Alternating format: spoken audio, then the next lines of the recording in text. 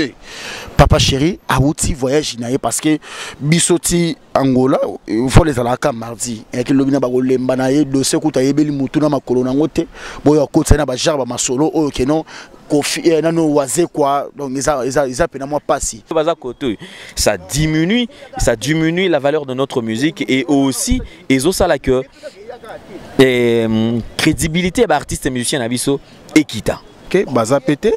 Je pense que est très important et ça bat tout vérité. La vérité c'est que fait rigoler na Kofi Balai sous na casier judiciaire direction Izaki. Congo France. Nous sommes bango. Bango na biso. Nous sommes bango. Ekara molai. Pense.com. Site ya solo masolo danzo. Masolo kitoko. Congo France.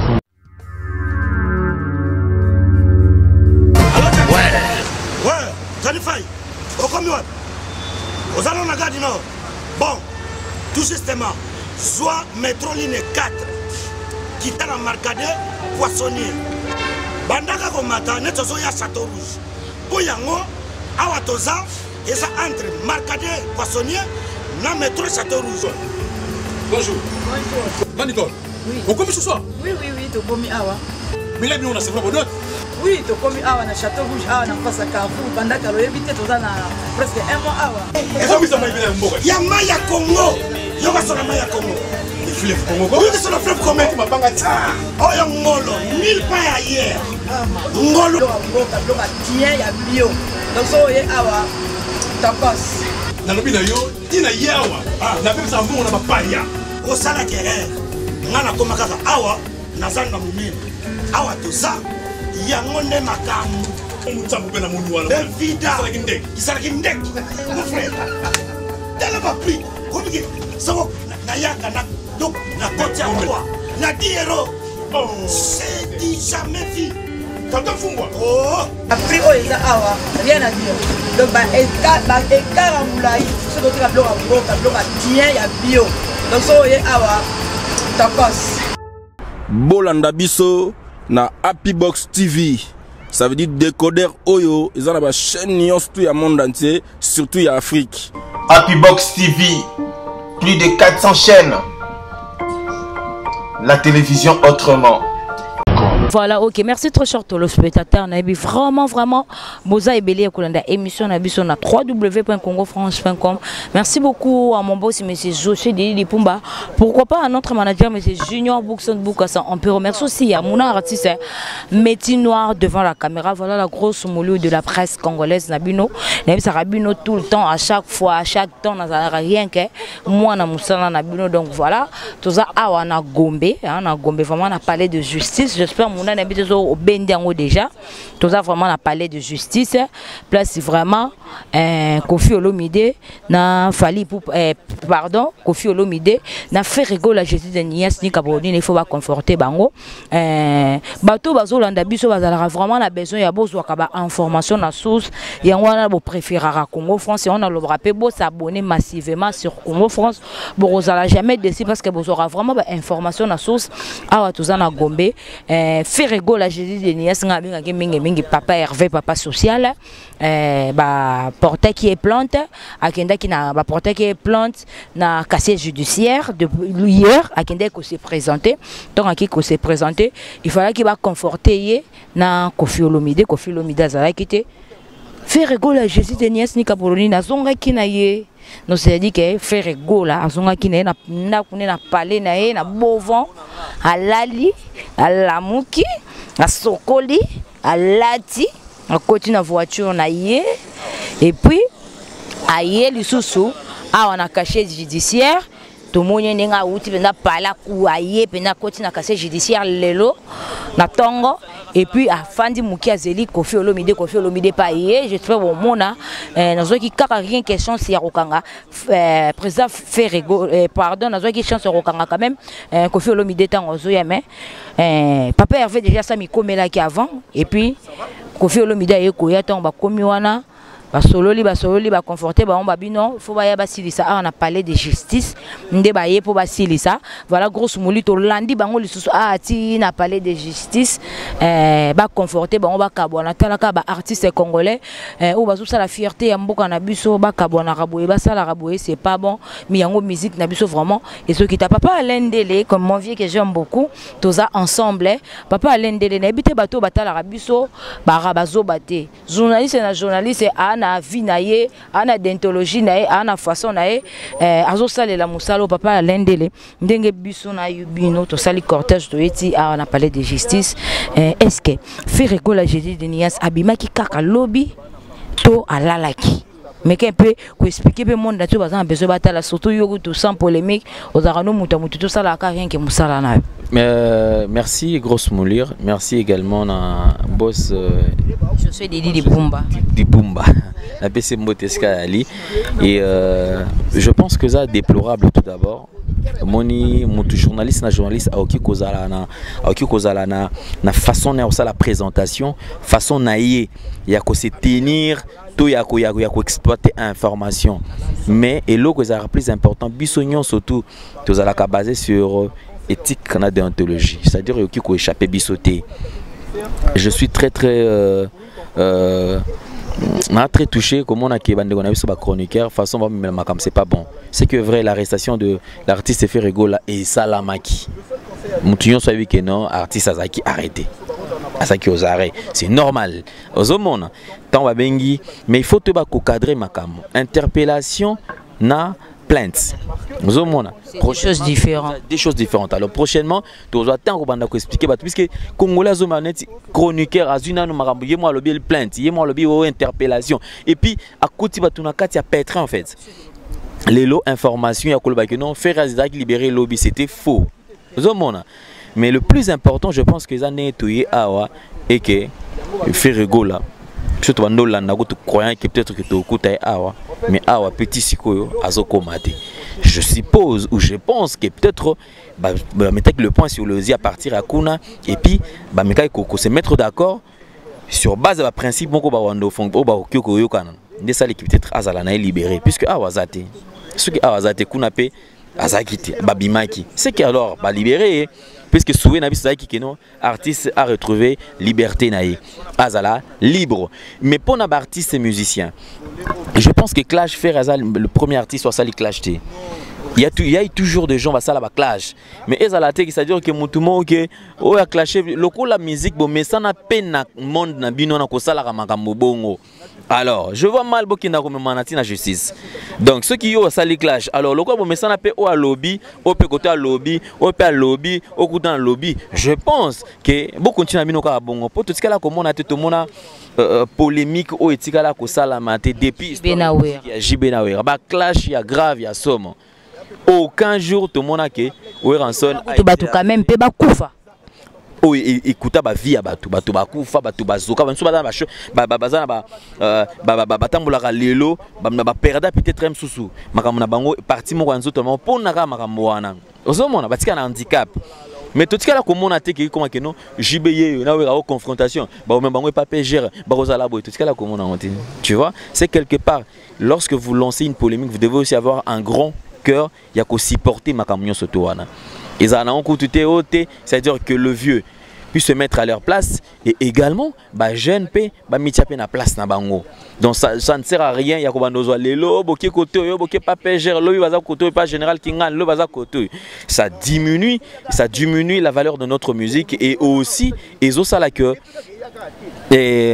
crédibilité bah artiste et musicien na biso ekita ozomona donc là on a occupé koloba yangona tout ça là msalo vraiment na moi ko landisa pena maloba parce que ndeko mso bazo benga tozaki na yo ba benga ote balobi paraît que Jibem Piana ki obimisa faire lobby Félix Wazekwa Jibem Piana était en Angola je crois si je ne me trompe pas je crois les londe ayi ozomona alors je vois mal koloba kino ote artiste et puis nani mtalo bongo mutona ote journaliste a obi benga pe journaliste vraiment ils a passé c'est déplorable bandeko respectons l'éthique et la déontologie journalistique enfin comme ça là ils en a pas valeur nango et non yo on a talent présent Raphaël le matin très tôt matin à 8h avec déjà dans casier judiciaire il a pris des photos et après à confirmer que non artiste azalaki mais au moins mutu mususu akomi kutu kuna te me yende abenka grosse molir boni ote ngana za kutu awa naza awa mais azana na kati yazu ka information grosse molir mbala moko kutu za boye peut-être même sur grosse molir ça alobaki on a nengo boye information de la rue ozo mona e personne qui peut précision te pour atokoza la mutu akoza la bimela ki ne awa na porte awa tonga kokote le kuna bimeli awa peut-être même se faire à côté là qui na porte mo asima abimeli na liboso mais mutu azana sima lo kati azana kati. Tu vois, donc tika mamboana, merci beaucoup pour nebo se démerder pour quelques informations à source. Nzamba mon abi no musala ekene liboso. Merci. Voilà, OK. Merci beaucoup papa Alain Dele. Na invité confrère na biso peso kota parce que tozala ki pena yi tozana eti sikoyo.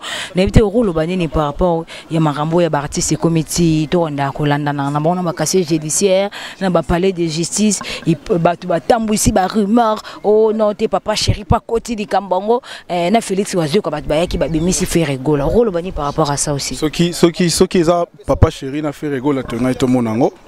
Biso toko cité bango directement peut-être que ba bengi téléphone peut zalara peut-être que ba bengi pour que ba traiter dossier même de loin mais du moins na casier judiciaire bazala quitté na parquet pe awa tozali to tourner émission na parquet baza pété je pense que est très important ça ba tout vérité la vérité c'est que fait rigoler na Kofi bala sous na casier judiciaire direction ezala qui parquet mais baza pe na parquet pour biso to commis un peu plus tôt ba pe na parquet je crois je pense que peut-être à côté ou soit dans l'amiable ou soit qu'on retire plainte tout ça est très important alors il faut juste signaler tout que Ferregola a son casier judiciaire certainement là la gekuna basa sukunate balongwe direction qui pour le parquet selon information mais du moins commis peine à parquet alors il est très important au signaler mais pour le conseil no lobby conseil nini nos artistes musiciens faut baebelo moro problème na biso ezatona pour se conserver ka valeur artistique culture na biso était camara bien nga toujours na émission et très important parce que ça va différent na bango entre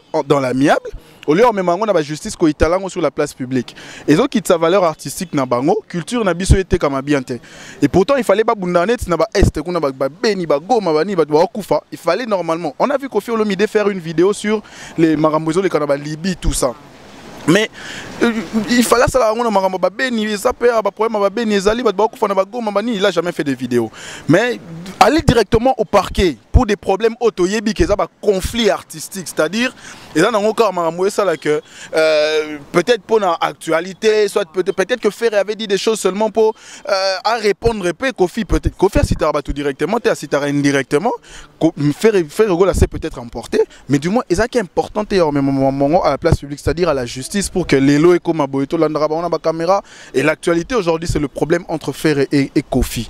Et ça est important. Moi je pense que pour la valeur artistique, pour la valeur culturelle, il faut ça là vraiment un fort asseoir dossier des musiques au lieu de conflit, c'est très important. Voilà, ok, merci beaucoup Juvenal. N'invité sur Roko t'as déjà un plateau à rapport tout ça rien qui la même ça ou tout ça là. Juvenal n'invité mon dateur au la biso et là vraiment on a besoin ils ont information à source. Est-ce que papa Hervé fait rigoler Jésus ni Asni Kaboloni là là qui n'a cassé judiciaire to aya qui n'a tango un peu de deux Kofi Olomide pardon papa Chéri bin Adam na Félix Wazé quoi est-ce que bango pe ba si ba problème parce qu'ils ont tambola mingi bongo Juvenal. Merci beaucoup grosse molire donc voilà tout bon on a biso Congo France merci na confiance na bolongo na bino on a il y a pas longtemps photo carrément la vérité photo bimsa ba vérité ya moi Sony et moi Passi na ba on a biso to bengaka ba collègue il faut peut-être le dire il y a ça information moko oyo vérifier parce que osaka na poso ko tsaka élément ba to ba mona yo hein ba chroniqueur ba pesa ba information au conditionnel pour na koloba il paraît que papa chéri a outi voyage naie parce que bisoti Angola il faut les alaka mardi et que lobina ba kolemba na ye dossier kuta yebeli mutu na makolo na ngote boyo kotsa na ba jarba masolo o keno Kofi nano waze quoi donc ils pena moi passi et ça ba ndeko ba bengeka na téléphone à vérifier information te mbalamoko apesi donc bo excuser biso pena so élément il est na site na biso donc ma watro et puis toto za na casier judiciaire Ferregola à lalaki na casier judiciaire depuis hier azaki invitation il y a un général Moubake qui s'est présenté. Alors peut-être une intervention na Moussousouana à mon avis comme ça bimanaye mais il était que non ils a dossier mon pénal qui ils a trop costaud. Et puis il y a un moment commissaire ta balobi que non ça la besoin beaucoup c'est kuna ni beaucoup maka Moussousou batu bazela qui non ba ko espérer 18h 19h ba mon libanda mais ça maki bongo te alala ki kuna ndesiko awana ba après-midi to moni présence ya Koffi Olomide aye ba sali confrontation na bango normal kobima babimi dossier transféré na grande instance na parquet à grande instance o biso tout yebi malgré poto zono image en couleur na casier judiciaire ngana yoko to bali abiso balingbali abiso na ndenga ndusa ke caméra bimate photo bimate mais elon na mono moi clarté pour na ko escorter mutu ko sala mutu transfert fois la ka escorter par bambila na jipa bambila mais faire à côté na car na normal na ba mettre na bambila mususu ba su cortège ba to koma ki asoki 15h ba ko yate mais na ko ka bien pour ba epekate.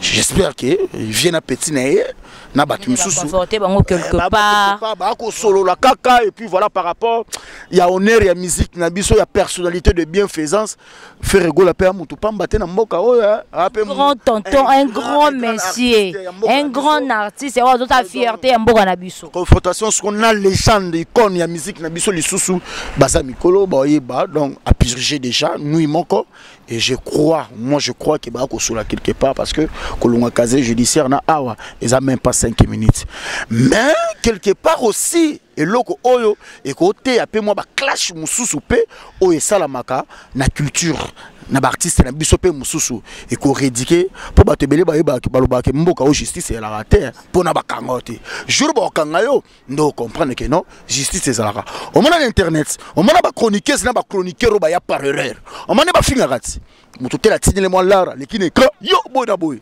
parce que aucun m'a peine à la rater. Je peine à rappeler au fin mutu baye bakangio au monde peine qui presse et comme ils ont peine na makamunango na normalité. Mais autant mutu mususo so tellement batwa mawa o sona kangé kata moninga ba mbila bo a piquer crise. On batu musu bayo kamawa. Mais ce peine to kenongo peine na ko rédiquer au moins peine ba clash belé et ici là. Et je crois que Ferregola peut-être paix quelque part à ko a bon ça peut moi makambo pe na ndenge na ye. Voilà, ok, merci beaucoup, Juvenal Kibala, merci beaucoup, voilà. J'espère que vous vraiment Moutouna Moutou Azu, à Vinaye, à Pessi plutôt, à Vinaye, mais grosse moulu de la presse congolaise, n'a inde, n'a ebi ke boyo ke la nga, et puis bo sepe la nga na confirmé bino. Ferregola, Jésus de Nias ni Kaboloni, la papa Hervé le padre, Allah la jamais na kaso, et puis jamais tika likola la na cassé judiciaire. Ferregola, Jésus de Nias, aya ki hier, aya ki ba samba, mais ba kutana ki te po conforté bango azonga ki na palais na ye asokoli allié ameli alati lelo lisusu aye nde ba conforté bango donc voilà merci beaucoup j'espère bozuo boko so boyoki boko yoka merci beaucoup nous sommes vraiment à la fin de notre émission quant à moi déjà je dis merci au revoir bye bye Congo France nous sommes bango nous sommes bango ekara molai France.com site ya solo masolo ya danzo masolo ya kitoko congofrance.com.